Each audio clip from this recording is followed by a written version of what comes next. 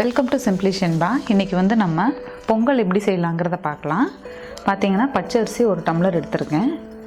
இதே டம்ளரில் தான் ஒரு பாதி டம்ளர் அளவுக்கு நான் வந்து பாசி பருப்பு எடுத்திருக்கேன்.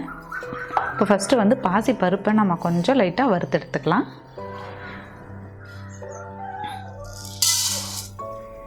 ரொம்ப வறுக்க வேண்டாம், லைட்டாக அந்த மணம் வர அளவுக்கு வறுத்தா போதும்.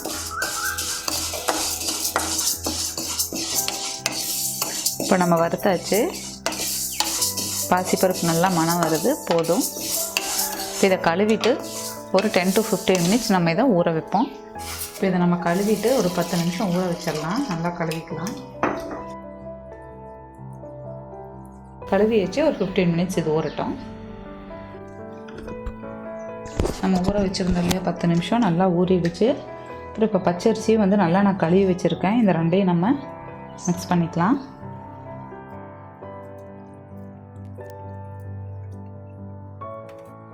இப்போ அடுப்பில் ஒரு மண் சட்டி வச்சுருக்கேன். இப்போ நம்ம வந்து 1 டம்ளர் பச்சரிசி போட்டிருக்கோம். நான் வந்து இப்போ 4 டம்ளர் தண்ணி ஆட் பண்ணிக்கலாம். நான் 3 டம்ளர் தண்ணி எடுத்திருக்கேன். 3 டம்ளர் தண்ணி ஊற்றிருக்கேன். 1 டம்ளர் நம்ம பால் ஆட் பண்ணிக்கலாம். பால் ஆட் பண்ணுறது எதுக்குன்னா பார்த்திங்கன்னா நல்லா டேஸ்ட்டாக இருக்கும். பால் வேண்டாங்கிறவங்க நீங்கள் 4 டம்ளர் தண்ணியே ஆட் பண்ணிக்கோங்க. பால் ஆட் பண்ணும்போது இன்னும் நல்லா டேஸ்ட்டாக இருக்கும், அதுக்காக தான் பால் ஆட் பண்ணியிருக்கேன். கொஞ்சம் கொதிக்கட்டும். அதுக்கப்புறம் நம்ம அரிசியும் பருப்பும் நம்ம ஆட் பண்ணிக்கலாம். இது கூட நல்லா சூடாகிடுச்சு. இப்போ வந்து நம்ம அரிசியும் பருப்பும் இதில் ஆட் பண்ணிக்கலாம்.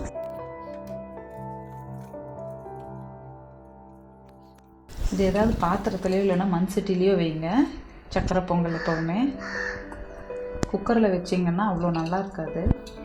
நல்லா கலக்கி விட்டாச்சு. கொஞ்சம் நேரம் நம்ம இதை மூடி வச்சிடலாம்.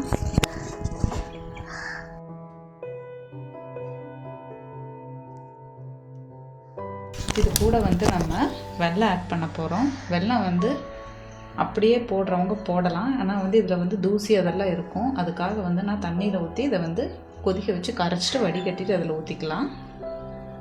1 டம்ளர் தண்ணி எடுத்திருக்கேன். நான் வந்து 4 வெல்லம் எடுத்திருக்கேன். நீங்கள் இனிப்பு கம்மியாக வேணும்னா கம்மியாக ஆட் பண்ணிக்கலாம். இது கொதிச்சு வரட்டும்.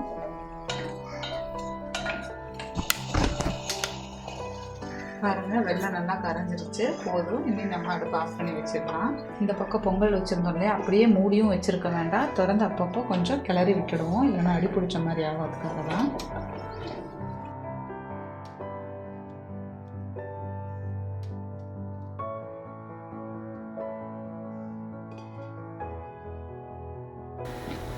இப்போ நம்ம பார்க்கலாம்.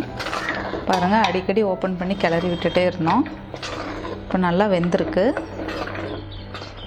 சாதமும் வெந்திருக்கு, பருப்பும் வெந்திருக்கு. நம்ம இப்படி எடுத்து அமுத்தி பார்க்கும்போது தெரியும். பாருங்கள்,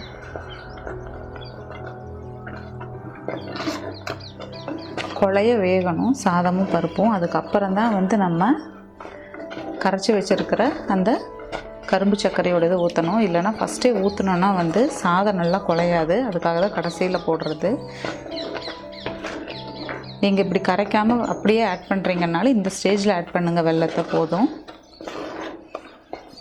இதை ஆட் பண்ணிக்கலாம்.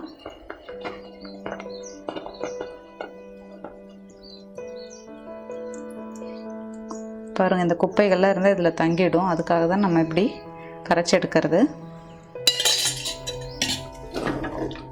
நல்லா மிக்ஸ் பண்ணி விட்டுடலாம்.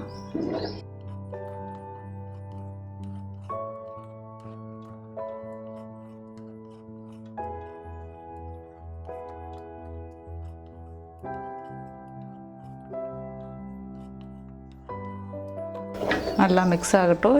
இப்போ அதுக்குள்ளே வந்து நம்ம நெய்யில் திராட்சையும் முந்திரியும் வறுத்தெடுத்துக்கலாம்.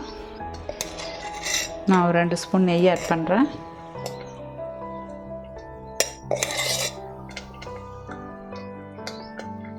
நெய்யில் இப்போ நம்ம திராட்சையும் முந்திரியும் வறுத்தெடுத்துக்கலாம். ஃபஸ்ட்டு முந்திரி ஆட் பண்ணுறேன்.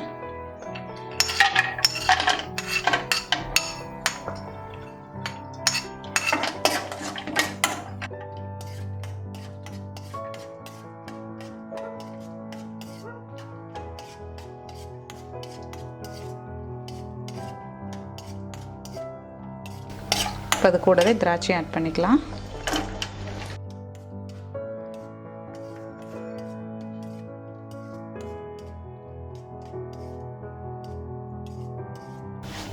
திராட்சை பலூன் மாதிரி நல்லா உப்பி வரட்டும்.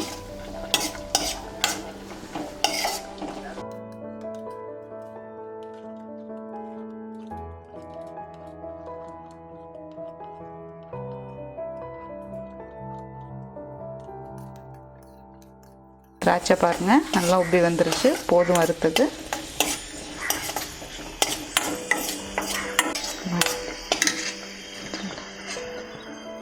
நல்லா குழஞ்சிருச்சு, சக்கரை பொங்கல் ரெடி ஆகிடுச்சு. இப்போ வந்து நம்ம வறுத்து வச்சுருக்கிற திராட்சையும் முந்திரியும் இது கூட ஆட் பண்ணிக்கலாம்.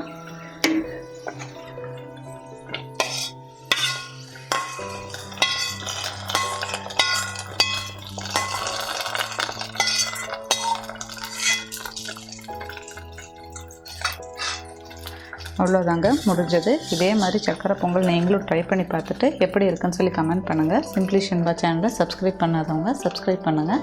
கூடவே பெல் பட்டனையும் ப்ரெஸ் பண்ணுங்கள். தேங்க்யூ.